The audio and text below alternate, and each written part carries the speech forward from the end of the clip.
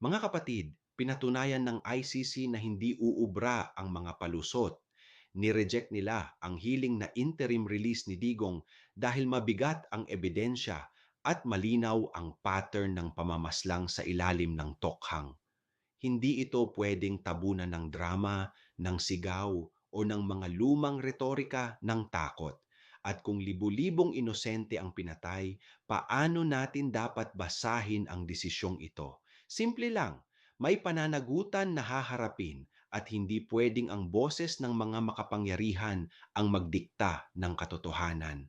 Dito, pumapasok ang tungkulin ng pananampalataya, ang tumayo para sa buhay, para sa mga biktima, at para sa hustisyang matagal ng ipinagkait.